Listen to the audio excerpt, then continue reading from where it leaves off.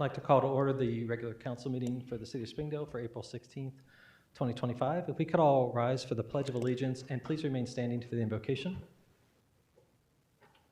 I pledge allegiance to the flag of the United States of America and to the republic for which it stands, one nation, under God, indivisible, with liberty and justice for all. Our Heavenly Father, as we near Easter Sunday, let us be mindful of the sanctity of this holiday, the sacrifice of your Son, Jesus. His life and death were prophesied in the Old Testament over 320 times. He was the perfect sacrificial lamb. He took the weight of all mankind's sin, past, present, and future, onto his shoulders. He was pierced for our transgressions. He was crushed for our iniquities. But by his wounds we have been healed. Recipients of the gift of his grace by the spilling of his blood, so that we may be sanctified in him. Father, could we lift up this praise for this act, and we ask that your Spirit indwell us so that we can honor Jesus' sacrifice and be an example to the world. These things we ask in your Son's name. Amen.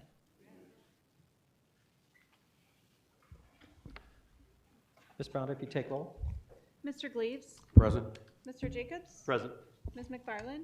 Present. Mrs. Seldom-Weiskopf? Present. Mr. Vanover? Present. Mrs. Webster? Present. Mr. Anderson? Present. Council, in your packets, you received the minutes for the April 2nd, 2025 meeting. What is your pleasure? Second. Moved and seconded. Questions, discussion, or changes? Seeing none, all those in favor of approving the minutes as published signify by saying aye. Aye. Opposed? Abstentions? The minutes are approved with 7 affirmative votes. All right, next up on the agenda, first up, we have a proclamation for Arbor Day. Mayor Hawkins. Thank you, Mr. President. We have our annual Arbor Day celebration coming up.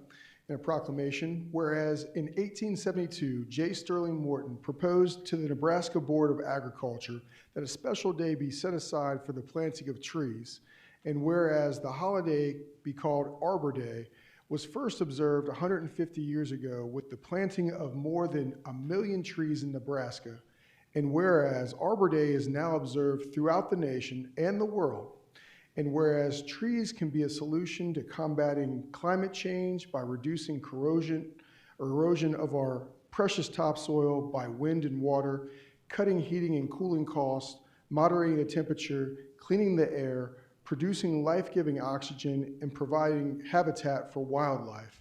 And whereas trees are a renewable resource giving us paper, wood for our homes, fuel for our fires, and countless other wood products. And whereas trees in our city increase property values, enhance the economic vitality of business areas, and beautify our community. And whereas the city of Springdale wishes to encourage its residents to plant and maintain trees in the city. Now, therefore, I, Lawrence C. Hawkins III, Mayor of the city of Springdale, do hereby proclaim April 25th, 2025 as Arbor Day. I'll have Mr. Miller come forward.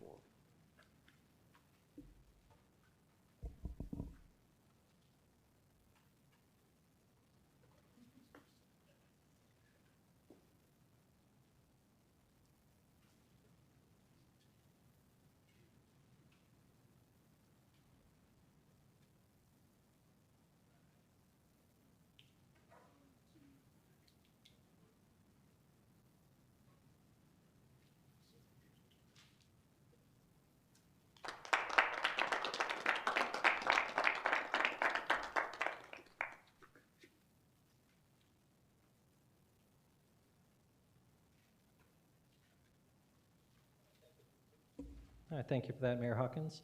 Next up on the agenda, we have a presentation from our District 28 State Representative, Karen Brownlee. Ms. Brownlee, if you want to come up to the podium.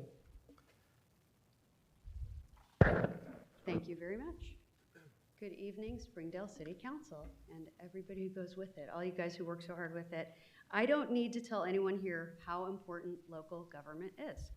If you didn't agree, you wouldn't be in this room. Engaged citizens and accountable elected officials are how we ensure that government is of the people, by the people, and for the people. And while a lot of news and a lot of our attention is on national government right now, local politics matter. As your State House representative for District 28, I am proud to represent your needs. I love your engagement here. In fact, I even have a t-shirt from your event. And I love hearing your perspectives. Prior to the State House, I was a social worker, so I know how strong we are when we work together to support one another.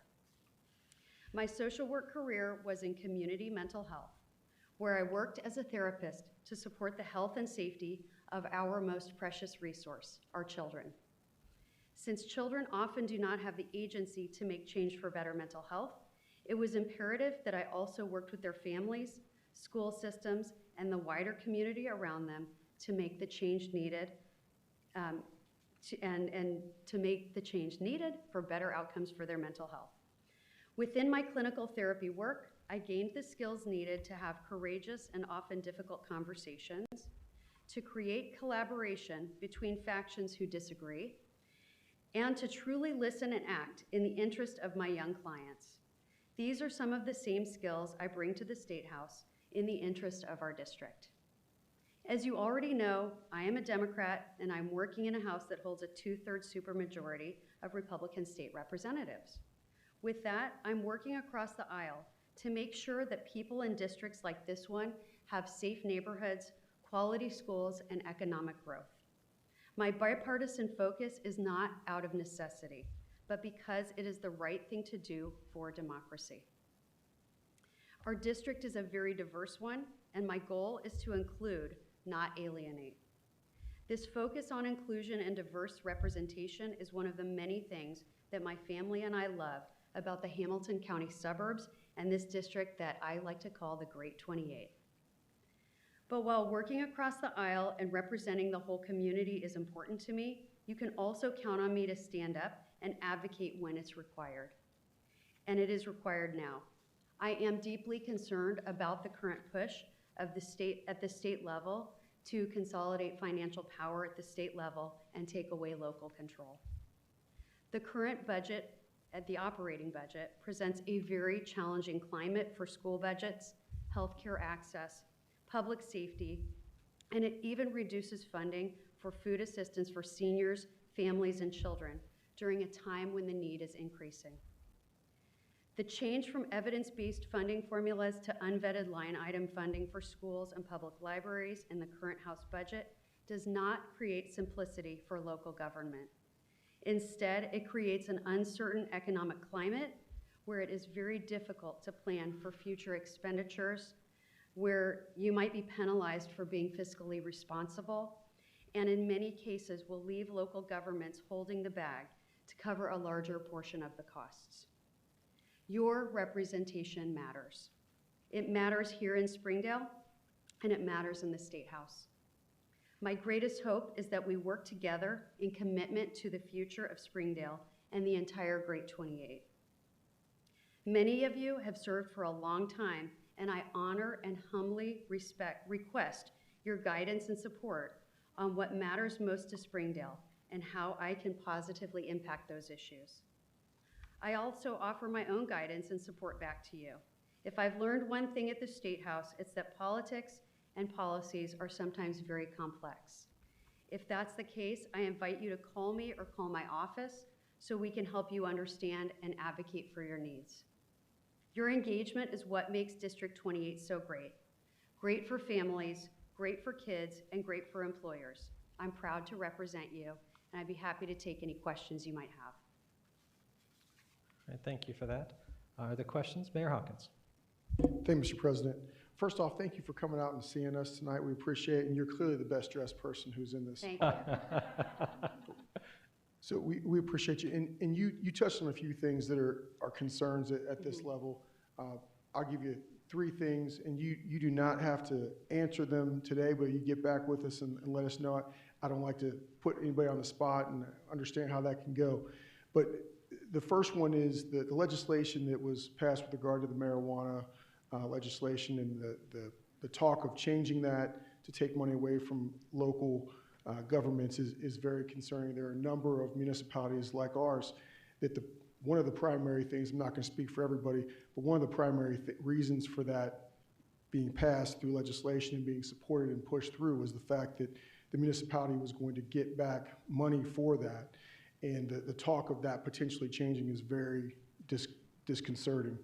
That process too, just from the administrative side of watching folks jockeying for position to get into dispensaries seems pretty messy as well. So any insight with regard to positioning and protecting municipalities like Springdale that have gone out on a limb to support and pass legislation with regard to dispensaries is helpful. The second issue and the third issue really come back to funding. And so the one is the local government fund. The rainy day, fund has been filled up, I think, probably since back with Governor Kasich, and the legislatures sat there and held that money. The other part is school funding. Being part of the Princeton District, we have a levy coming up the first week in May that, if it does not pass, will have a devastating impact with regard to our school system, possibly closing a school or two, and we're already full, and so that's going to cause some more issues. So knowing that there's millions of dollars that are sitting there that the state legislature controls, would like to know what plans there may be that you have in terms of trying to get that redirect. I know you're one person, you can't control the whole House or the Senate, but trying to get those dollars back to the local government and to our school system. I know that's a complicated issue too, with I think 615 different school districts, but it's a really critical thing. We haven't had local government funds probably since 2009 or so, and so that it's something that we really would help us dramatically. Yeah, and I mean, in speaking to the cannabis, the administration, I don't know much about. I can say I don't know what that is. So if you would let me know what the concerns are in terms of that management, that would be very helpful to me to dig into that and figure out. In terms of the promise, the promise was that communities that allowed this investment to occur would be getting that excise tax in full. And when you look at it from a holistic standpoint, the money may not be huge for each community, but it is huge to that community. It's a huge portion of or it can be a huge portion of the operating budget. So we really need to hear your voices, hear the community voices on that, and don't be afraid to, the operating budget is now in the Senate, so don't be afraid to call senators. I, of course, always want you to call me and let me know what's going on, what you're thinking, so that we can better advocate, because that's not fair. The promise was you guys would get the excise tax. Now you get, 20% of it for 5 years. And the time limitation on that really bothers me, because we ask you guys to forecast out. We should allow you to do that. Back to the other funding, the schools. The Fair School Funding Formula is bipartisan. It was developed over years in the fairest way possible. It was enacted, and it's been running now for 4 years. The fact that that's being changed to line item funding is very concerning. The carryover situation is deeply concerning, and asking schools again to forecast out 5 years when we can change it every 2 years on them doesn't seem functional or practical to me. So keep the letters coming. I mean, we really need to hear from voters, from you guys, what is going on. I'm not afraid to get your phone calls. We'll call you back. Megan even knows. Mr. Gleaves. Thank you, Mr. President. Thank you, Ms. Brownlee, for coming out. I think you're doing a fantastic job. There's a long list of things that's been cut. What is being funded? So, one of the biggest things is being funded, because making a budget, it's always choices, right? What do we give money to? Where do we invest? I, of course, believe in investing in Ohioans, in our kids especially. They're our future. And being from Hamilton County, this is so challenging to say, but we are financing the Cleveland Browns' new stadium for, $600 million. It will, I know the approach is always when you finance something that they're going to pay it back, and you hope that works, but that has to work in a certain scenario, and scenarios change. So it puts us in a really awkward position, especially with, Paul Brown, their lease is up, the Bengals lease is up in 2 years. And yeah, it's an interesting one. Yeah, and back kind of to the rainy day fund, I don't know what plans there are. It seems like everybody just doesn't want to touch it. I wish I Mr. had a better Vanover. answer for you guys, sorry. Yes. Thank you, Mr. Mr. Vanover. President. Well, I have, as Mr. Hawkins alluded to, we have weathered several attacks from Columbus on our home rule. Mhm. And my philosophy is we are home rule for a reason. Get out of our life and leave us alone. They had 5 years ago, 6 years ago, they got the notion that, well, you'll send your income tax to us and then we'll send back. Well, I know how that funnel works, and the one end that we're feeding into is bigger than the end that's coming back. Columbus, they have a role. If there are townships or municipalities that can't do that, fine. But when we've got the system in place and have had it for years and it's working, then the old philosophy, it ain't broke, don't fix it. Leave us alone. We have ruled our kingdom, if you want to call it, on our own, and it was our founders thought far enough ahead that that's the way they set it up. And Columbus should be an aid, not a master. So you can take that message back wholeheartedly. Support, but you're not leading. Well said, I agree. There is legislation that comes by where people are pushing to take away home rule, and I'm advocating. Maybe there's an instance where I will change my mind for a specific reason, but so far I'm advocating against that. You guys are doing your job, and I want to support that. Mr. Gleaves. Thank you, Mr. President. One more question. It was mentioned by our mayor about our levy. It's extremely important. Raise your hand if you went to Princeton High School up here. Wow. That says something. It's extremely strong. We've got so much pride in this area. When I was a child, we didn't want for anything, but I remember the lottery came along, and my parents and all their friends was like, wow, the lottery's here. They're going to take care of the schools. And I don't even know what's going on with the lottery anymore. Schools need to be funded. What goes up for us goes up for them. I'm not telling anybody how to vote, but there's a lot of municipalities are asking and building places for people to move in, just like Springdale. We have a new apartment complex that's just now being built. There's going to be some children that's going to move in there. And I don't want those new children to merge with the children's been at Springdale to not move forward. I don't want them to come here and have to move back. And that's what the State House needs to think about. All these people are moving, and they deserve to have the same quality education that they're getting right now. Thank you. Thank you. I agree wholeheartedly. We really need to fund schools equitably across the board so everybody has a chance, and that pushes economic growth across the board. Just from a local level, if this levy doesn't pass and cuts are made, of course the people that are going to feel it the most are the kids. And if you want to think a little bit further about it or have some other reasons to vote for it, It is a great community center, but it also having great schools increases your own property value.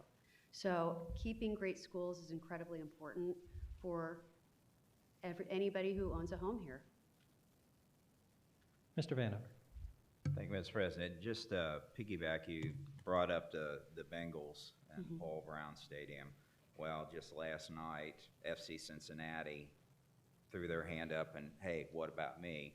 And I can see Dayton Dragons doing the same thing, because it's like, well, if the big guys, I add to the community pot just as much as they do. So it's a dangerous precedent, I feel. And I think that, you know, the NFL, you know, while they're making their dollars, they're probably the major benefactor, as well as, you know, the athletes that are employed in it. But once you start down that path, there's no coming back, and that's a dangerous path to start on. Agree. And I moved here in '99, and we've been paying taxes ever since on the Bengals Stadium, so yeah. Ms. Sullivan-Wisecup. Thank you, Mr. President. Thank you for coming today. And yes, I have called and talked to you very many times about different things, and so have other people. They've told me, and you've gotten back to them, so thank you for that. My number one thing is unconstitutional funding from the state of Ohio to the schools, and also they take away from the municipalities. They take back on their promises, and I don't like that. They've also in the past taken away from elder aid and things like that. My question is, how can they continue to be unconstitutionally funding the schools, and yet we're telling kids to do the right thing? It kind of seems silly. It's why I ran for office. I think we all need to adult better and be better role models. Right now, the makeup of the State House is such that a single party can do what they want, and there's really no accountability. And that is always a grave concern for me. I don't care if it's Democrats or Republicans. A supermajority is really bad for government. It's bad for the people. And you know, from a constitutionality standpoint, funding schools is the only thing that we are mandated to do as a state house constitutionally. And, and it's illegal currently. Unconstitutional, I should say, currently. It was deemed that in, what was it, 96? 1997. 97. And then they took away tangible property taxes in 2011, is that correct? I don't know the date on that. Okay. That was when they took away from the elderly, the municipalities, and the school at the same time. Again, coming back on promises that were made to make those people whole, those were taken away. Mm-hmm. So that was when Princeton lost $24 million, the last time we lost a big bunch. Thank you. Thank you. All right, then I'll just close with this. First, again, thank you for coming out. We always appreciate it when our county and then state reps come and meet down with the community. You can hear firsthand. It's not nothing. We do appreciate you coming and listen to it. You've heard tonight a lot of the same things from the reps up here and our mayor of what I've been hearing also in the community. Mm-hmm. You hit them all. You talked about diversity in our district. That's true. Even on this dais, there's some diversity both in political opinions and then also in all the other metrics or some of the other metrics. What you did hear, though, is the same thing, the message that I've been hearing as well. Homeroom matters to Springdale. School funding matters to our community. Libraries matter to our community, too. And local government funds, keeping the promises that are made, because we're on the ground and have to deal with the consequences when those don't get followed through on. So we appreciate you advocating for those things. I don't believe any of the things that we've talked about are against what you've been doing. So let me say thank you for continuing to be an advocate for our community. It is appreciated. We see that happening. The last thing I have is what else do you need from us to do to help you with these issues that matter, especially issues that cross the political separations that come across? What can we do as a council today to help with that? And then what can residents do that will talk to us? Because they ask those same questions. They want to know, does it matter if I call Ms. Brownlee and say yes and add me to that list? What else should they be doing? Is it a matter of being more vocal? Do you need specific ordinances, resolutions, support to show that what you're saying matters to us? We can do those things. You just need to let us know. Of course, from from the council. That would be very helpful. Let me know what you're seeing, what you're hearing, and what you guys care about. If there's something that's of particular concern, call me up, email me, let me know what it is. We look into it and we see how we can best advocate for it. And sometimes, I mean, things slip in. You know, this budget, it's I think at this point it's 5,000 pages long. So there's a lot of stuff. That said, you know, my caucus and I, we went through every page, every line to make sure we weren't missing stuff. Did we probably still miss something? Yeah, probably. So let us know. I hope we didn't, but let us know. For citizens and voters, let us know what you're thinking. With the library funding is a very good example. They changed the library fund, which has been, you know, the public library fund, a percentage of the budget since the 1980s. So that's what libraries planned on going forward for next year. They changed it to a simple line item fund. And while the number increases in dollars from last year, the future growth isn't accounted for. Inflation, you know, everybody in here is feeling the effects of inflation, of high prices at the, you know, the grocery store, housing, you know, nobody's even sure what's going to happen with pricing next week. So let us know what you care about. And the more calls we get, the more we get to say, hey, people really, really care about this, and go and advocate for that. That said, there is a limitation to it because one party has all the votes, and they seem to, for the most part, there were a few, probably 6 or 7 Republicans who did not vote for this operating budget, but they do tend to vote in a block. And so it is extremely hard to overcome that. And so I ask that everybody pay attention to democracy. I think people are paying attention right now. Where you can make the most difference is at the local and the state level, because you're closer to those of us who serve you. So don't be shy, don't be quiet, we will respond. I don't know that I was able to respond to every single phone call that we got about the libraries, but people called on the libraries in droves. To all of us, I mean, we heard you loud and clear. We couldn't ignore it. Thank you again. Did you need something else, or Mr. Gleaves? I was just letting council know that Ms. Brownlee requested to take a picture with her. Do we have time to do that, or? Is it okay if we break? Do we need to? Can we do that? Is that all right? Yeah, we can do that right now, if Great, that's all right. thanks, guys. Unless there's any objection from anyone on council. It's a bit unusual Okay. in the agenda. It is. Sorry, guys. Okay. It's up to you. It won't hurt my let's do feelings, a I quick. promise. You made the time to come see us. The least we can do is acknowledge the fact that you came to talk to us. Okay, well, thank you guys so much, and thanks for being so engaged. For anyone that wants to, it's not required. I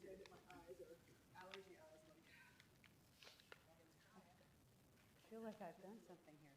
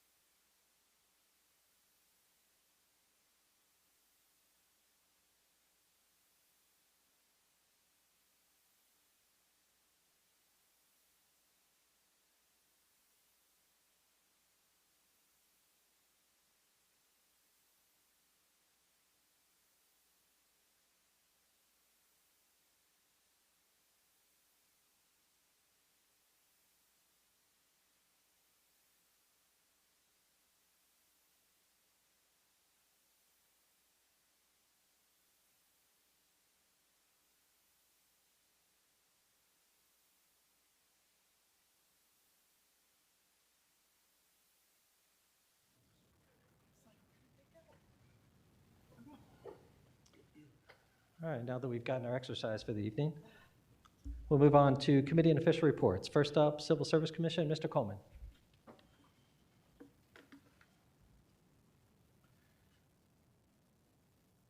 Thank you, Mr. President. Good evening, Council.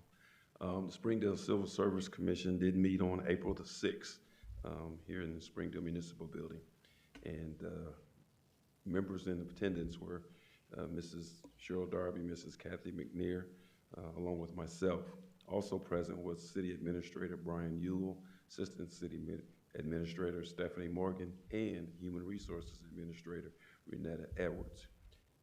This particular meeting was a short meeting in the sense of business matters that were before us. And so in conducting the meeting, there was a couple of different reports that we needed to identify and determine the progress. The first one was the full-time firefighter hiring status. And due to a resignation of a full-time firefighter, administration had indicated that they could go back to the existing civil service list of candidates in order to fill the position. So with a little bit of luck, that process can move forward in an expeditious manner, and we can seek to fill that position that came about as a result of the resignation. The second position was a parks maintenance position that was result of a promotion, kind of a stepping situation where one person was promoted, thereby leaving a vacancy in another area. The good news is there were 12 candidates anticipated for the interviewing process for the one position. So that tells me that people really do consider Springdale to be a very good place to work. And so those interviews are scheduled to be held on this past week, and we should be hearing very soon about the outcome of those interviews so that we can continue filling those positions. That concludes my report. Any questions? I don't see any questions. I think we used them all up on Ms. Brownlee. Very good. Thank you, Mr. Coleman. All right. All right, next up, Rules and Law, Mr. Jacobs. Thank you, Mr. President. No report. Finance Committee, Mr. Vanover. No report. Planning Commission, Ms. Sullivan-Wisecup. Thank you, Mr. Chairman. Planning Commission met April 8th at 7 p.m. All members were there. We had an overview transitional housing rezoning at 1171 East Kemper Road that passed 7-0 to refer to council. It was a public hearing and there were no comments from the audience. And that was to change it from office building to public facilities, because that's the only, that's the closest zoning for hospitals that we have. So that was what we chose. It covers hospitals. We also had a overview transitional housing conditional use at 1171 East Kemper Road, which is the same location. And that was the conditional use to go along with it, and that also had a public hearing with no comments, and that passed 7-0. We had Dave & Buster's minor modification to a PUD at 11775 Commons Drive. They were just wanting to put a specialty design on one side of an elevation, so that passed with a 7-0 vote. And they also were changing the color of the building to a gray. And it was for the western wall signage. And then we had Beyond Hello New Development Concept Plan at 12140 Springfield Pike. That's the old Bargo's building. And they were coming out for a concept plan to review 1,500 square foot addition and reuse of existing restaurant building as a cannabis dispensary and storage. The project also include reworking parking and landscaping, resurfacing the parking lot, recoating the existing stucco building, and building an additional cladding that would be stucco finished vertical medical panels with a metal roof. This was just a concept plan. They came and talked about it. There was a lot of discussion about the distance, the type of building that it's going to be, and the addition. They, I believe, are coming back once that they've figured some more things out. So we will hear from them again in the future. And then we had the City of Springdale text amendment draft for a number of domesticated pets. And that was the ordinance amending 153.252 F6A1 of the Springdale Code of Ordinances regulating the permitted number of domesticated pets. We had Mr. Messer and Ms. Wall in favor of changing from 2 to 3 come to speak at the public hearing, and Mrs. Webster came to speak against, and it did pass with a 4 to 3 vote, and that is everything that I have unless there's any questions. Don't see any right now. Thank you. Thank you. All right, next we'll move on to Board of Zoning Appeals. Mr. Gleaves. Thank you, Mr. President. I have no report. Board of Health, Ms. McFarland. Thank you, Mr. President. The Board of Health met April 10th. We had some updates from Commissioner Clayton regarding the Ohio Department of Health launch of Acela, which is a program they use for food inspections. We did have an update on Mi Cozumel as their remodel is continuing in the old TGI Fridays. Wawa does have a projected current, which could change, projected date to open in June of this year. They have also issued 3 new mobile food operations. And then our Director of Nursing provided an update on the new EMR or electronic medical records that they've started using, the ECW. And it has greatly increased their efficiency at clinics. They've been able to serve twice the number of patients. So that was definitely a positive update. They had 2 clinics last month. 31 people were seen with 97 vaccines being given, and they completed 41 blood pressure screenings. Next meeting's May 8th, unless there's any questions. Ms. Sullivan-Weisskopf. Thank you, Mr. President. Ms. McFarland, did you say it was a mobile restaurant? You mean like a food truck? Yes. Okay, I just want to make sure that I Yeah. was hearing correctly and understanding. Thank Yep. you so much. You're welcome. All right, don't see any other questions. Next, we'll move on to capital improvements. Ms. Sullivan-Weisskopf. No report, thank you. All right, next is OKI. The OKI Board of Directors did meet on April 10th. There's 2 items I wanted to share with council from that meeting. The first, there was an update on what's known as Raven 911. If you're not familiar with this tool, it's available to municipalities and emergency services groups. It's a web-based GIS platform, meaning it creates those maps and forecasts. So it takes a lot of data from a lot of different sources, and it helps emergency management and communities in real time collaborate on the effects when disasters might come. This was established in 2008 after Hurricane Ike. Places like Hamilton County EMR, the National Weather Services, a lot of communities in our region use it. And what you'll see it is in practice in some of those news stations when they show like the path of storms or areas that are affected. That's one of the tools that communities like ours could use to kind of do real-time analysis on road closures and if there were like a natural disaster, like a train derailment or something like that. I thought it was interesting that it was out there. I just wanted to make sure people were aware that that's a service that's done through OKI and it's available for licensing by communities at a pretty small fee. The other thing I wanted to bring up from the meeting was the Access Ohio 2050 Long Range Transportation Plan. This is a strategic transportation plan. This is the state level of when we talk about OKI giving us funding. A lot of that has to roll up at some point into the state plan. The state plan then gets approved as part of the budgeting process, and then some of the grants that end up coming back to our communities have to flow through this. So the Access 2050 plan feeds into that statewide plan that gets money back down to local communities.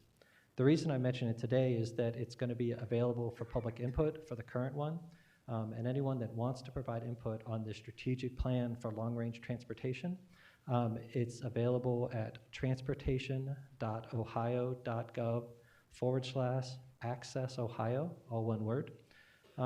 This is a higher level plan than what people might be used to. The thing that would be interesting for public feedback, both from council members or anyone in the just a resident, is it asks questions about things like what's important to you. So it asks questions like, is congestion an issue for you in your community? Is there enough high-speed travel? Do you run into problems in general with different things? How do you feel about safety at intersections? These types of things feed into the state plan that then affects the scoring for projects that we do. In our last council meeting, Councilmember Vanover talked about safer street issues that he had experienced in his local community. How this happens at the higher planning level is people like us give that feedback, not just at council meetings, but also to the state to make sure when they do prioritization of programs that things like safety are covered. So it does have a real impact. You say things like, safety is an issue for me when I'm a pedestrian. What happens is that goes into the report as a percentage of people that affect that, and that affects the scoring that places like OKI use when we award funding for projects, like intersection remediation or changing signals or lights. That's how that money ends up coming back. So that's the long way of saying transportation.ohio.gov/accessohio, or at OKI on May 7th, there'll be a public input meeting if people want to go in person. But that's one way to share that feedback where it would have a real impact. And that's all that I have for tonight on OKI. Yeah, it's the website is transportation.ohio.gov/accessohio, ACCESSOHIO, and there'll be a link there where you can answer a survey. All right, that's it for OKI. Next, we'll move on to the mayor's report. Mayor Hawkins. Thank you, Mr. President. First, we had our State of the City address on March 26th. It was well attended. Our city directors did an incredible job with their presentations. I think everybody who was present walked away with some additional information that they didn't already have. Also, we'll have our Easter egg hunt on April the 19th, I believe at noon at Ross Park. Third, we have our annual Arbor Day celebration at Springdale Elementary School on April 25th. And so folks are welcome to attend. Also, we're doing that in the morning? 1 o'clock. 1 o'clock. And Heritage Hill is not participating this year, so just Springdale Elementary. Also, sticking with going back to sort of Parks and Rec, Charlie Wilson was able to obtain a $25,000 grant for a new project or a new event. And so with Pretzel Fest, that qualified. And so that, along with our generous sponsorship from Dietz, is going to take care of a lot of the costs that we would otherwise bear. So kudos to Charlie for helping us out with that. And last, just want to take a moment to indicate the hard work that the folks in our tax department have put in here over the last few weeks, this past week in particular, working extended hours, coming in on Saturday. They've done an excellent job. That lobby was full for the last few days, and they hung in there and managed all that. So I want to thank them for their hard work in serving our community. That concludes my report. All right, thank you. Administrator's report, Mr. Yule. Thank you, Mr. President. I have one quick update for the, excuse me, regarding the mall. I had a conversation earlier today with Mitch, who represents the ownership group from Texas. A couple things he wanted me to share with council tonight was that they are still working through a couple contracts with 3 different master developers. They're hoping to narrow that down to 1 here. The nice thing is they've been in conversations with these groups since, I believe, the early part of the year.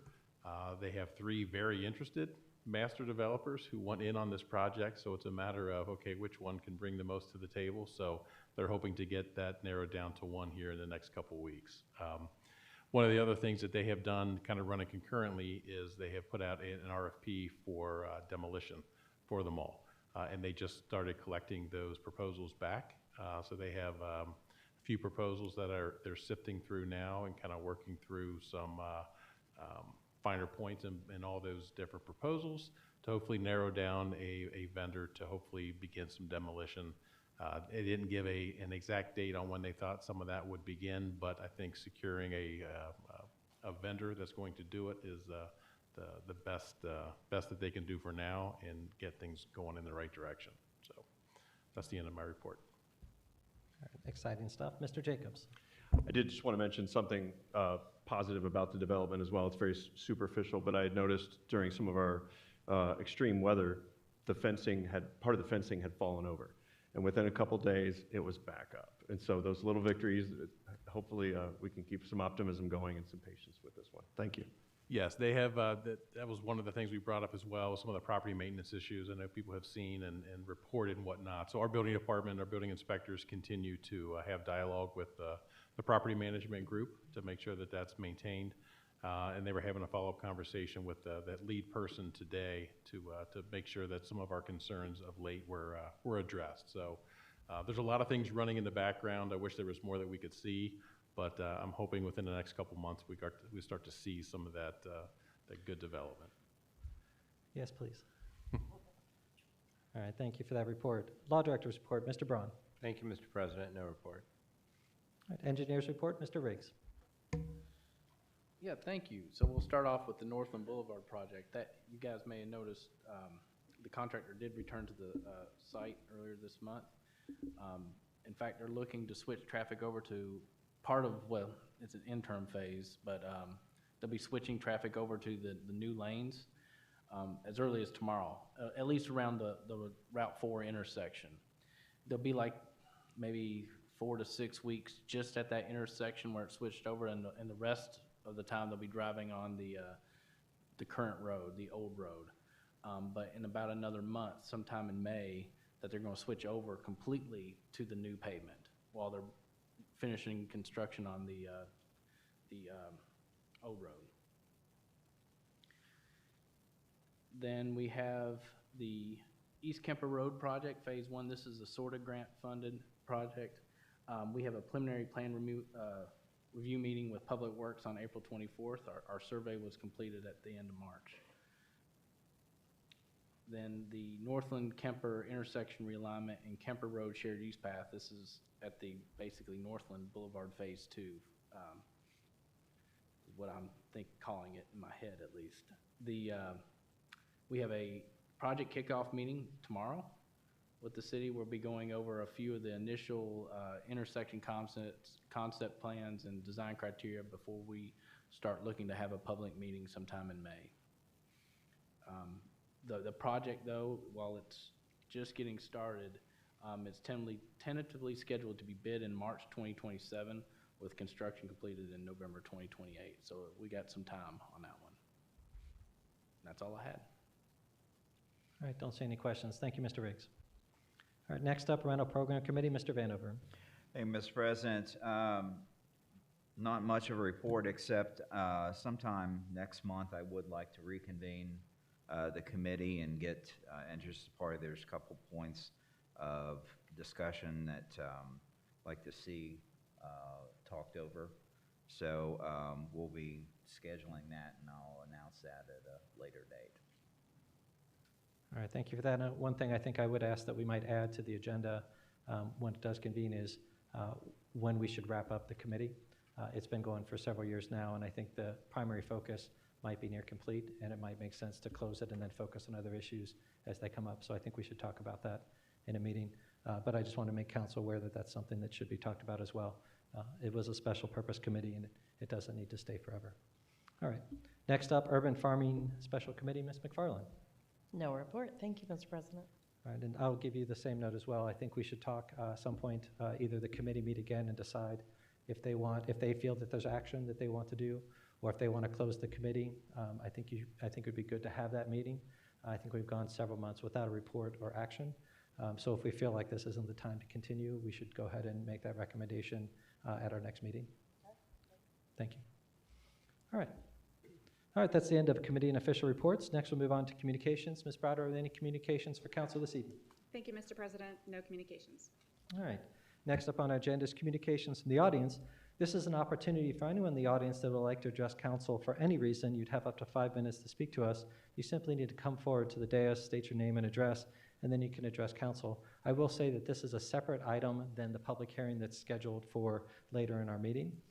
Certainly, you're able to talk on any topic you like, but just know that if you're here to speak on the public hearing, that will come later in the meeting.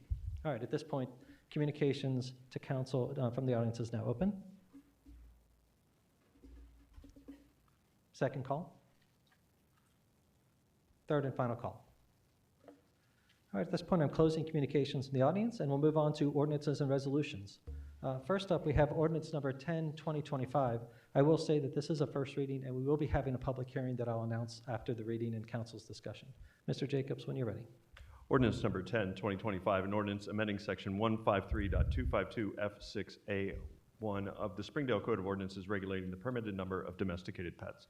Whereas section 153.252F6A1 of the Springdale Code of Ordinances regulates the total number of household domesticated pets permitted, And whereas council seeks to revise the total number of permitted domesticated pets per household from 2 to 3 in the city.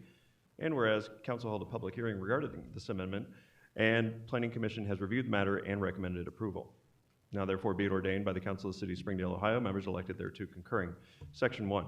Section 153.252 F6AI of the Springdale Code of Ordinances shall be amended as follows. F, residential accessory use specific regulations. 6, keeping of domesticated pets, domesticated farm animals, husbandry of fowl, rabbits, or bees, and domesticated household pet daycare facilities. A, household domesticated pets shall be regulated as follows. I, no more than 3 dogs, 3 cats, or a combination of dogs and cats so as to not total more than 3. Section 2, that this council hereby finds and determines that all formal actions relative to the passage of this ordinance were taken in an open meeting of this council, and that all deliberations of this council, and of its committees, if any, which resulted in formal action, were taken in meetings open to the public, in full compliance with applicable legal requirements, including Section 121.22 of the Ohio Revised Code. Section 3, that this ordinance shall be effective from and after the earliest period allowed by law. Council, you've heard the first reading of ordinance number 10, 2025. Is there any questions or discussion from council before we go to the public Ms. Ms. Sullivan Weiscup. Thank you, Mr. President. As always, I just want to remind you that this did come through planning, and it did pass with 4 for and 3 against at our last meeting. So it was approved at council 4-3. Thank you. Mr. Jacobs. I had a quick question about, and hopefully this doesn't get us into the weeds. It's come up over the past few months of discussion that as far as the state of Ohio is concerned, cats are not domesticated pets. Is that the situation, and does that affect anything we do here at the local level? Okay, I just want to... Ron, did you want to answer that? No, our ordinance does address that, and so this is just our own regulation on it. So the new regulation would say that you can have 3 dogs, 3 cats, or any combination that doesn't exceed 3. And in terms of home rule, this is within our capability. It is. We define household domesticated pets as both. All right. Any other comments from council before we move to the public hearing? And again, this is just the first reading. We'll have another opportunity at our next meeting as well to discuss. All right, seeing none. At this point, I'm going to move us into a public hearing. This is an opportunity for anyone in the public that would like to speak to council related specifically to ordinance number ordinance number 10, 2025, that changes section 153.252 F6AI in our ordinances. This is your opportunity to come speak to us on that item. At this point, the public hearing is now open. If you want to speak to council, you simply need to come forward to the dais, state your name and address, and again, you'd have up to 5 minutes to speak to council on just this one item. At this point, the public hearing is now open.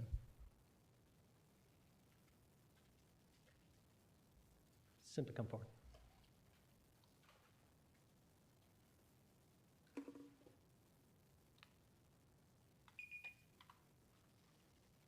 Hi, Frida Demas, 595 Observatory Drive. I have a question about feral cats. Do we have a problem with feral cats in the community? So this ordinance does not affect feral cats or how it's affected in general. I can't speak to, I don't know if administration wants to speak to feral cats, if you've gotten a number of calls, or if it's something we need to look into. But this ordinance doesn't change anything having to do with management of feral cats. Because I see a lot of feral cats in the neighborhood, they're being fed, and so they obviously significantly exceed even going to the 3. And this is their time that they are reproducing. Yeah. There are a ton of feral cats that I see. I'm just curious as if this is throughout the community or just on my block. Yeah, I will say that we do have a different section of our code that addresses control of domesticated animals. Okay. 90.01 is the section of code. If you want to look it up, it's available on the website. That speaks to a domesticated animal has to be under control by its owner. You're talking about feral cats, which is a different So it's entirely different. If it is a domesticated animal, we do have a different section of code that says that they need to be under control of the owner.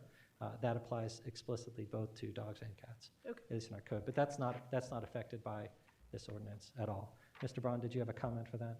Thank you, Mr. President. I just wanted to point out there are communities that have adopted regulations regarding the feeding of feral cats, and I know that a couple of communities I represent have reached out to businesses that have like open dumpsters and often will feed leftover food to feral cats. So it's actually a Board of Health issue normally, but that is not a part of this ordinance, but it is something that some communities have taken some steps on. Okay. Mayor Hawkins, did you have something for that? Thank you, Mr. President. I don't think there have been any great number of complaints with regard to feral cats. It's clear, depending on where you live in the community, there are different wildlife that we all deal with. Some of it's coyotes, some of it's wild turkey, some of it's deer. There are instances where there are cats, and I know I have neighbors that have sort of gone back and forth with other neighbors with regard to feeding, be it, Exactly. geese, leading stuff out for cats or what Mhm. have you. So there's not something that's a giant issue or problem, I'd say, in terms of people calling in complaining in the city, but I understand what you're saying, and I understand that neighborhood to neighborhood, you're gonna have some of that going on with folks feeding Okay. animals. Okay, thank you for your time. The floor is still open if anyone else would like to speak in the public hearing.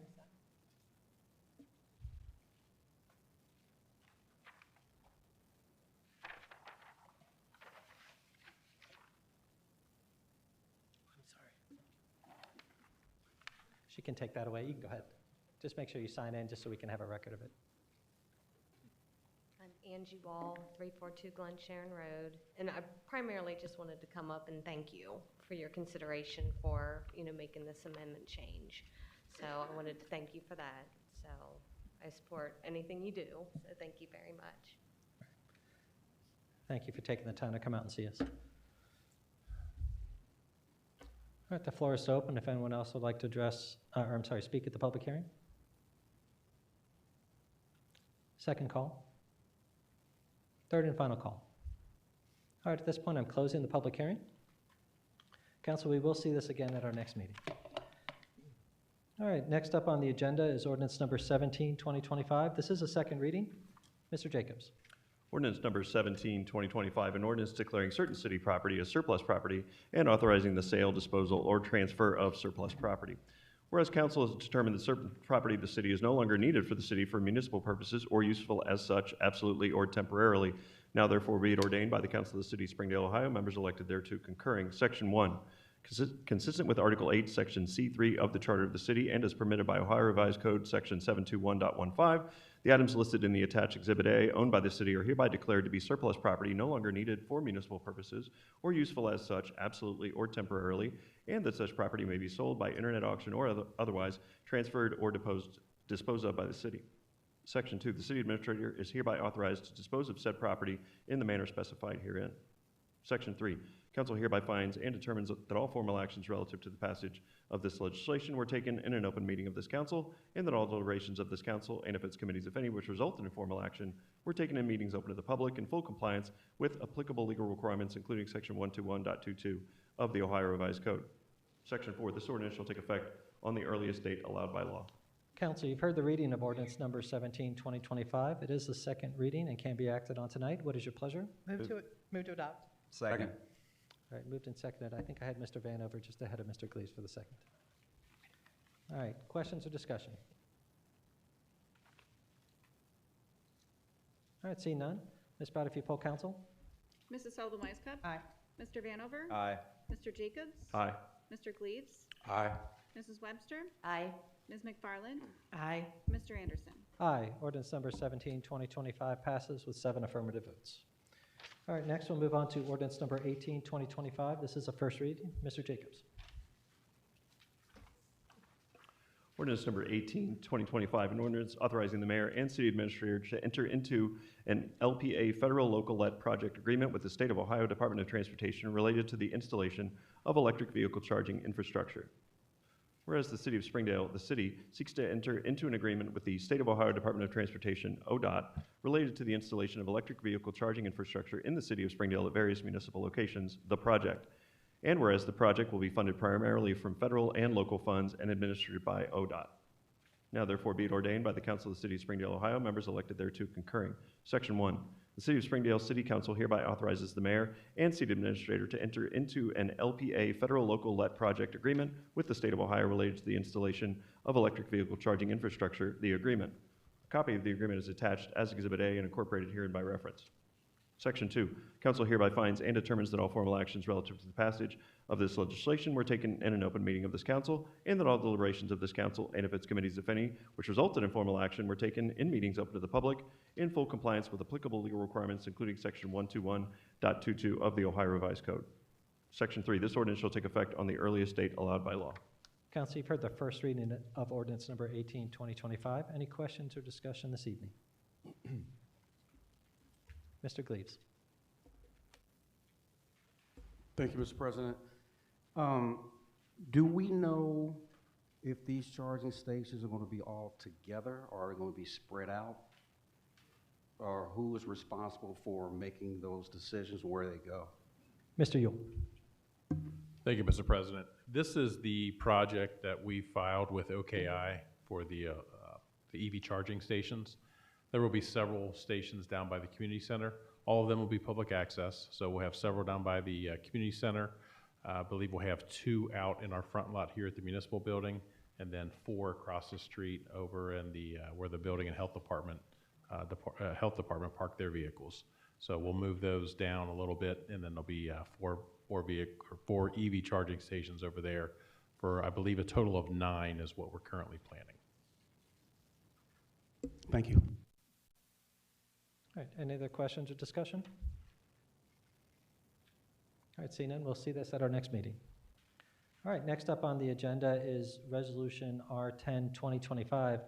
Before we read the resolution, we will need nominations for this position. This is related to appointing a member to the Springdale Civil Service Commission effective May 1st. This is replacing the retirement of Ms. Darby.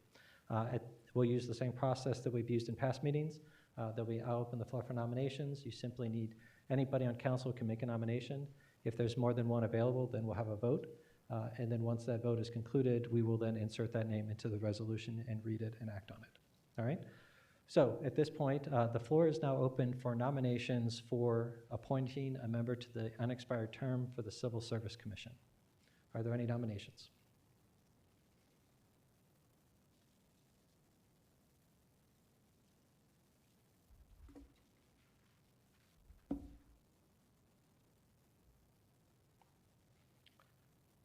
Give me just one moment. I have one in my back pocket.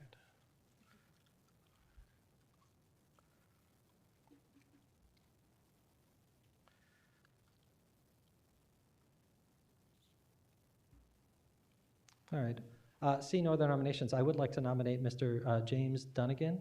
Mr. Dunnigan had served as a Cincinnati firefighter from March 1990 to April 2020. He worked at several firehouses in Cincinnati. He became a paramedic after 3 years of service with the department and was promoted to lieutenant in 2008. After 5 years, he was given his own fire company. He was a medic supervisor and served a number of duties related to that. Mr. Dunnigan has been an active member in our community for some time, and having worked in civil service, I think he would be a very fitting member to take over the unelected position. So with that, I do nominate Mr. James Dunnigan. Are there any other nominations? Ms. Webster? Is the president of council allowed to nominate people? Yes. Okay. Do we have any other information on him, any bio or anything? So in addition to what I just shared, I believe that other biographic information had been sent out an email from Mayor Hawkins some time ago. Mayor Hawkins? That's right. This is a council appointment. That's right, and I'm making the nomination? Please? That's correct, and I'm making the nomination. Okay. Are there any other nominations?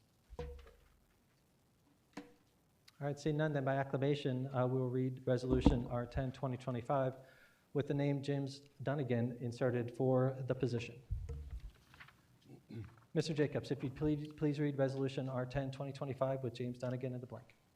Resolution R10, 2025, a resolution appointing James Dunnigan to serve as a member of the City of Springdale Civil Service Commission effective May 1st, 2025 for the unexpired term ending December 31st, 2025. Whereas a vacancy will occur in the City of Springdale Civil Service Commission as a result of the retirement of a current member whose term ends December 31st, 2025, and whereas the Council of the City of Springdale, Ohio has determined that James Dunnigan shall be appointed to fill the vacancy and serve as a member of the City of Springdale Civil Service Commission effective May 1st, 2025 for the remainder of the unexpired term ending December 31st, 2025. Now therefore be it resolved by the Council of the City of Springdale, Ohio, members elected thereto concurring. Section 1, that James Dunnigan be and is hereby appointed to serve as a member of the City of Springdale Civil Service Commission, effective May 1, 2025, for the remainder of the unexpired term ending December 31, 2025. Section 2, Council hereby finds and determines that all formal actions relative to the passage of this legislation were taken in an open meeting of this council, and that all deliberations of this council and of its committees, if any, which resulted in formal action, were taken in meetings open to the public in full compliance with applicable legal requirements, including Section 121.22 of the Ohio Revised Code. Section 3, this resolution shall take effect and be enforced from and after the earliest period allowed by law. Council, you've heard the reading of Resolution R10, 2025. What is your pleasure? Move to adopt. Second. Moved and seconded. Questions or discussion? All right, seeing none. Ms. Brown, if you poll council on Resolution R10, 2025. Mr. Jacobs? Aye. Mr. Gleaves? Aye. Mr. Vanover? Aye. Mrs. Sullivan Wisecup? Aye. Mrs. Webster? I'm going to abstain. Okay. Ms. McFarland? Aye. Mr. Anderson? Aye. Resolution R10, 2025 passes with 6 affirmative votes and 1 abstention. All right, next we'll move on to old business. Is there any old business anyone on council would like to bring forward? Old business. Mr. Gleaves. Thank you, Mr. President. In reference to meeting date, September 4th, 2024, ordinance number 48-2024, it was a Sheridan Lane bodega. Has there been any movement on that project? Does anyone know? Oh, this was the old flavor company, flavoring company transition. I think it was old Sugar Creek building. Yeah, Sugar Creek. Yeah. Mr. Yule? Thank you, Mr. President. About two months ago, I inquired about the same location, and I believe that they were in the process of either getting some permits or something of the like, or there was some discussion with the building department. I don't know what the current status is, but I can check on that and get back with you next meeting. Thank you. Any other old business? All right, we'll move on to new business. Is there any new business anyone on council would like to bring forward? I do have one item that I'd like to bring forward to council for consideration, something that we can talk about. I've looking at other communities, how they handle things like appointments to commissions like we just had with civil service. We tend to have several of them at different periods in time, usually at the end of the year or start of a new council group. One thing I wanted to ask to see if there was interest in is changing the way that we do these appointments, at least for council appointments, to get a pool of applicants. One thing that historically it's been through direct contact or personal relationships that council members might have in the community. I feel like how some other communities around us do it might be a better way forward, which is they have a general application process. So when there's an appointment coming up, what happens, like Forest Park, for example, does this, administration would post a notice that a vacancy is coming forward, and what they have is a general application form that anyone in the public in that community could then pull down and submit. So it gives an opportunity for people that might be uncomfortable, might not have a one-to-one relationship with somebody, where they're able to generally apply for commissions and appointments and let their interests be known. The application processes that I've seen, or at least those packets, are very light. They're just an opportunity for a questionnaire that says, you know, what are your interests in, what are your skills, which of the commissions would you be interested in serving in? And the reason I think it might be good is to build that pool of talent for people that want to get connected in the community but don't know how, or might not be comfortable reaching out one-to-one. So what I'm proposing is that either Rules and Law, Communications, or a special group take a look at adjusting council's rules for committee appointments and creating a application, just a general one-page type application that we would use, and people would submit that prior to these openings, so that we have things like what Councilmember Webster was asking about, more biographical information. So we wouldn't rely on council members talking to other council members or doing things that might be seen as a backroom discussion. I think having a general, open, accessible application process would help us build that pool of talent. So I don't know what people thought about that, if it's something that they'd be interested from council, or if we should just continue doing things the way we've been doing them. Mayor Hawkins, I'm sorry, Mr. Gleaves? Oh, thank you, Mr. President. We've discussed this before. I think it's a great idea. So what is the process if we get a pool to expand a commission? Is there a way to do that if the pool came to the point where there was a large amount of people? I have no problem, and I think it's a good thing if we have a pool like that. I always say the more people that get involved with our community, the better. This is a way to get some people on commissions and with a different lens, and I think it'd be a great idea. Yeah, so what I like about it is it makes it more open and transparent. You know, Ms. Webster was asking, you know, do we have biographical information? You know, I have some information about the one we just did, but if it was a standard approach, regardless of the commission, then we would all have that same sheet to work from. And I think that would benefit us as decision makers as much as it would help the public be able to get engaged if they want to be engaged. Your question about how do commissions expand or change, that's probably better for offline discussion. It might involve Mr. Braun. It really depends. The answer is it depends. Some commissions, some committees are set in our charter. Others are set ad hoc. So if it's a special committee, we have flexibility. But things like the the zoning appeals, planning, those are defined in our charter, or in ordinances, or in both. All of that can change. Like, we have the ability to change that as a process, but it depends on which committee, and then the process varies. So I think it's two different things. First, how do we get the right pool of candidates? And then the other thing is, do we need to change committee sizes? Ms. Webster. I have a list of all the appointments and when they are due or they end. And there are a couple people on here that have passed away. And there's also one that has expired the end of last year on one of these boards. So they're not really up to date. Which one is expired? I'm just wondering if you're working from the current list. Okay, let me check real quick because I want to, well, I have one here on the Housing Council that his term ended 3/31/22. And I have another one. I'm sorry, was that the That one CRA? took care, please? Was that when we say the Housing Council, there's a couple that related to housing. Which Housing Council are you talking Some about? of those were, yeah, and I have another one that it's goofy the way it's put together here. Another one, that's you. You didn't pass away. Let's see. I've lost the one that, what it was that passed. That one, that's a housing thing, term ends 12/31/24, that was taken care of. That one, that was taken care of. Well, if it would help, we don't have to do this on the fly. If you want, we can think about what I've talked about, and we'll put it on our agenda for our next meeting under new business, and we can talk about council appointments. In the meanwhile, if there's ones that we need to make sure we fill, just, you can send me a note or reach out to administration, depending on, it might not be a council committee. So just let us know and we can look at filling it. Why don't we put it on the agenda for the next meeting and we can follow up so we don't have to do it ad I hoc. can't find the one that's passed away, but I don't remember what committee he was on, but I know here it is.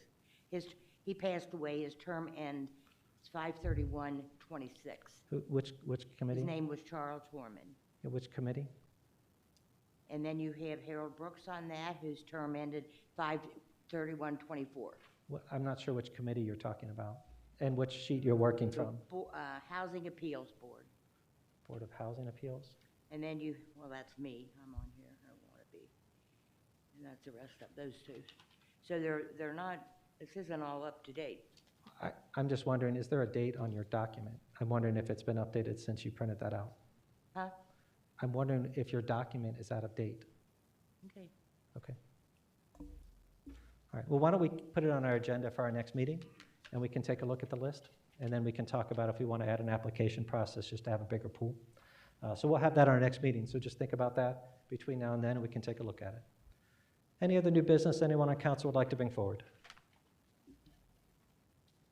Mayor Hawkins. Thank you, Mr. President. Administratively, we were talking about some changes with Ohio public employee retirement system and those levels changing, and brought up the issue of elected officials' compensation.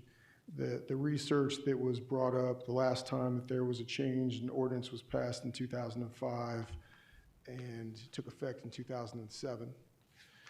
The issue being, for the longest period of time, folks that have been elected officials have met the minimum threshold for Ohio public employee retirement system. And there's a minimum that you have to make per month for it to count for 1 year service credit. And so what's taken place is we're going through looking at that as those numbers have changed, and I think it's every year going up to 2029, that it's increasing. And so council has fallen below that level now for a couple of years. So I want to bring it to council's attention. Been looking at it administratively in terms of what that would look like with regard to making sure it gets back to a level where folks are getting at least 1 year worth of service credit based on their compensation. I know that I referenced this years before while I was on council. There was no action that was taken when I knew these changes were taking place and that was going to be a potential issue.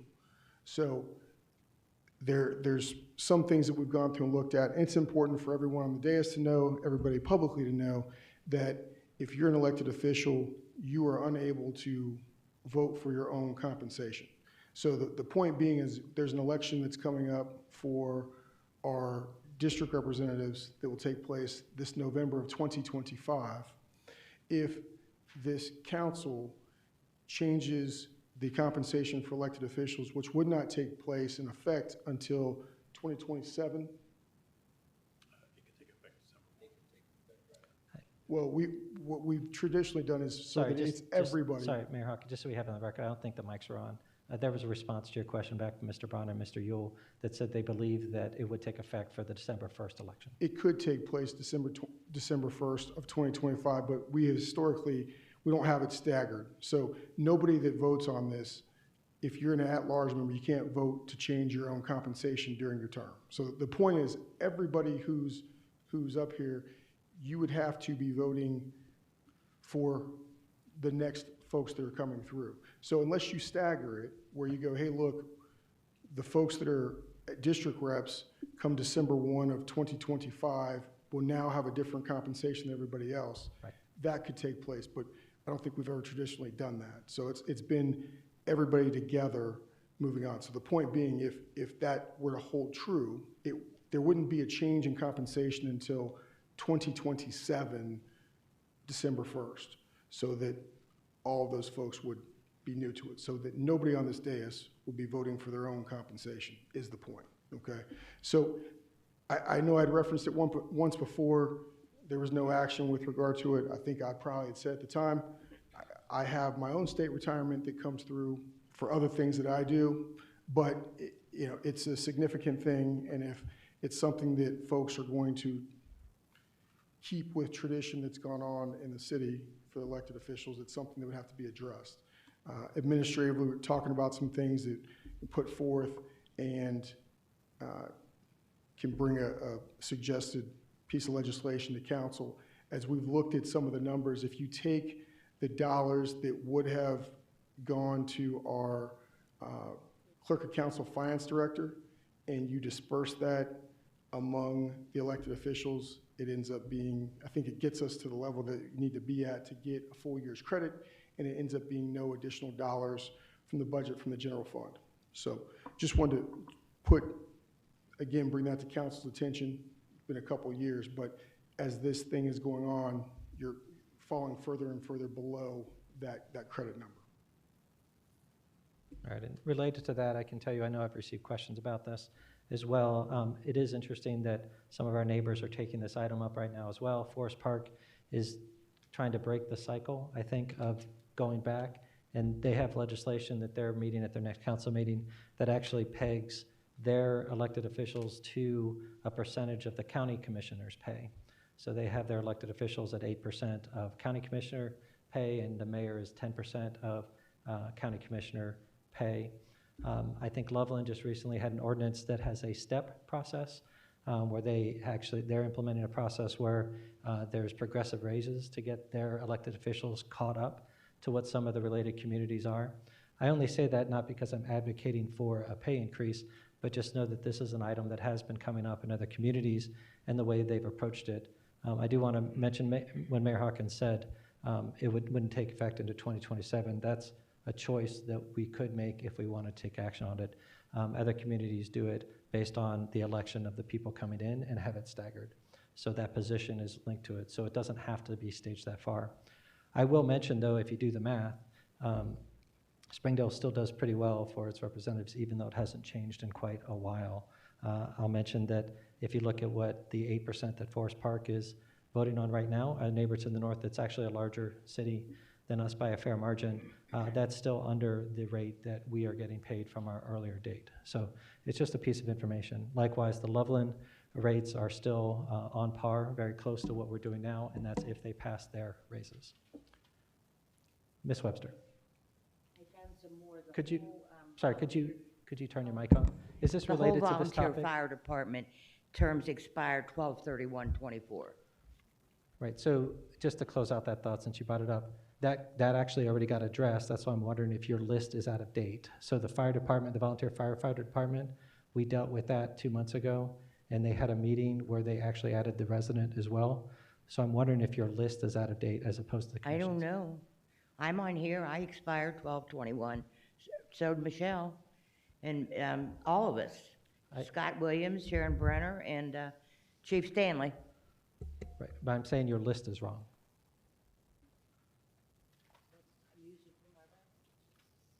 Okay. Anything else on the topic that Mayor Hawkins that we're addressing? Something to think about. If council members want, I know it can be distasteful to talk about that, especially at tax time when our residents are paying right now. It is just information for you to share. If anyone on council wants to bring forward legislation to that effect, it's the same as anything else that we would do. It does not require a group to do. Any person can take that action, and just like we've done for other things, it is available to you. All right. Any other new business? All right, seeing none, we'll move on to meetings and announcements. Ms. Sullivan-Weisskopf. Thank you, Mr. President. Planning Commission will meet in these chambers at 7 p.m. on Tuesday, May 13th. Mr. Jacobs. It's sort of an announcement, sort of a confirmation with admin. I've noticed a lot of residents have been, trimming and things like that. And just to clarify, the chipper program is the last full week of a given month. And so that means, for example, the next pickup would begin on the 21st through the 25th, correct? Mr. Yu?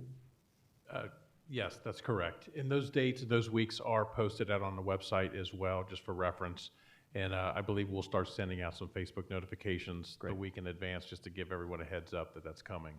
Thank you very much. I think it's that full week that always jams people up. They always want to do it on the Monday. All right, Mr. Gleaves. Thank you, Mr. President. The Board of Zoning Appeals will be meeting in these chambers at 7 p.m., April 22nd. And we have 2 applications that have brought to my attention. Any other meetings and announcements? Ms. Morgan. Thank you, Mr. President. The Civil Service Commission will meet Thursday, May 1st at 2 p.m. All right. Next, we'll move on to communications from the audience. This is the second opportunity for anyone in the audience that would like to address council for any reason. Simply come forward to the podium, state your name and address, and you can address council for up to 5 minutes. At this point, the floor for communications from the audience is now open.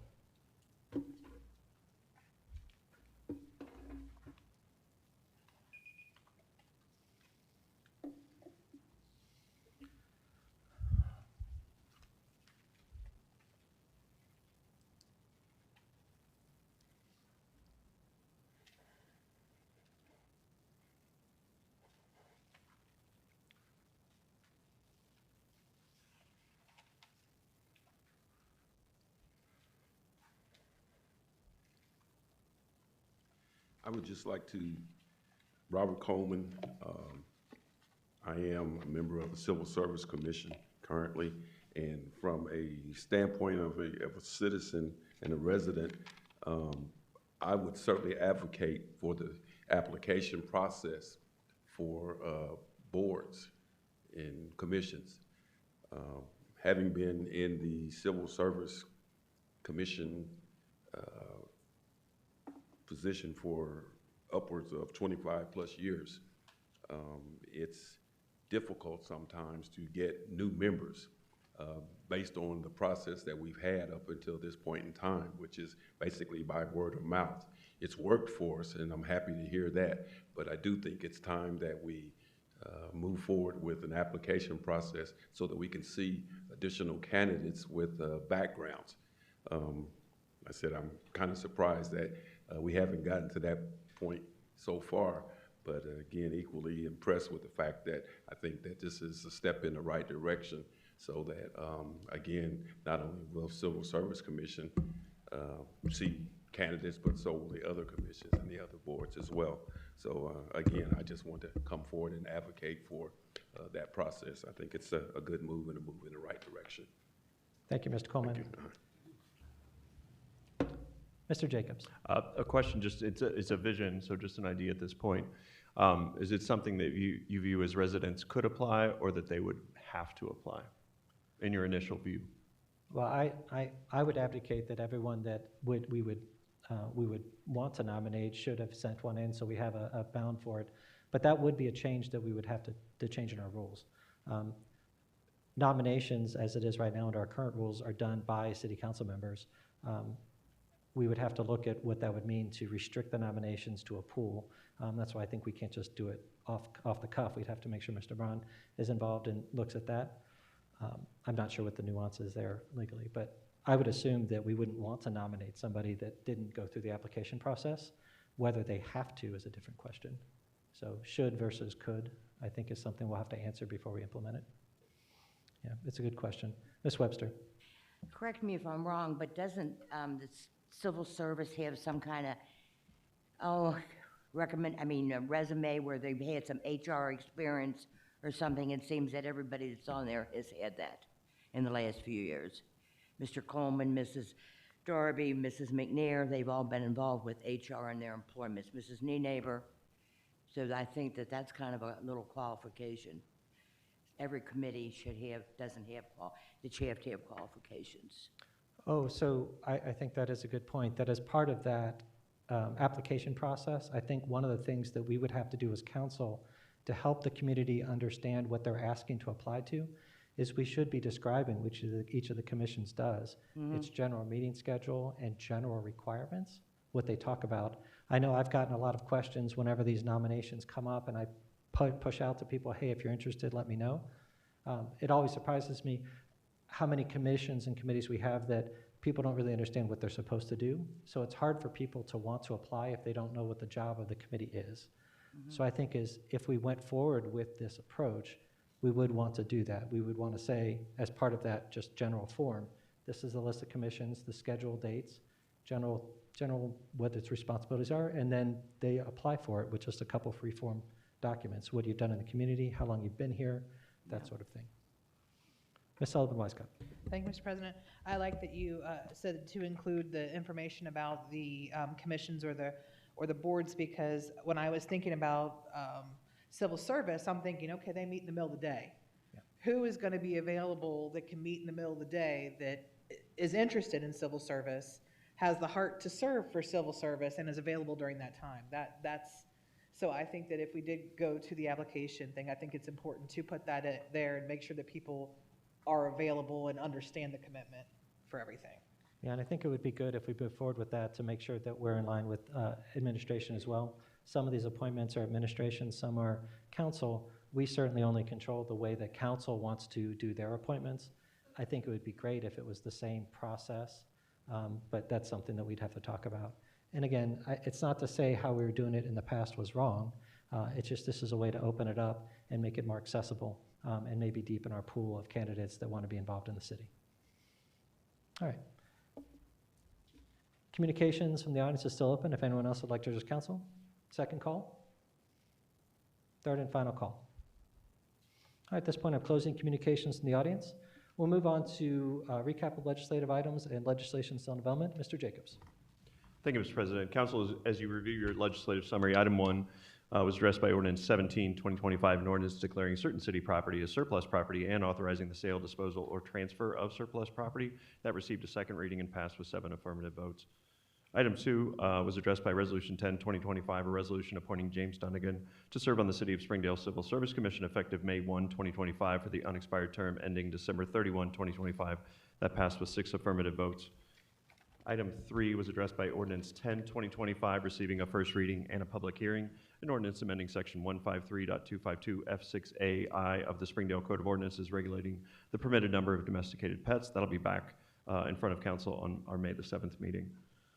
Item 4 was addressed by Ordinance 18, 2025, receiving a first reading, an ordinance authorizing the mayor and city administrator to enter into an LPA federal local let project agreement with the State of Ohio Development of Transportation related to the installation of electric vehicle charging infrastructure. Again, that will be back at our May the 7th meeting for a second reading. Item 5 is in development. It will be receive a reading at our May the 7th meeting, a resolution authorizing the City of Springdale's participation in the Ohio Association of Public Treasurers 2026 Workers' Compensation Group Retrospective Rating Program. Item 6 will receive a first reading at our next meeting on May the 7th, an ordinance enacting and adopting the 2025 S28 Code Supplement to the Springdale Code of Ordinances. Item 7 will receive a first reading at our next meeting, an ordinance authorizing the mayor and city administrator to enter into a written amendment to the agreement with the Ohio Department of Transportation for the operation, control, and maintenance of traffic signal equipment in the city of Springdale. Again, that will receive first reading at our next meeting. All other matters are forthcoming unless administration has anything.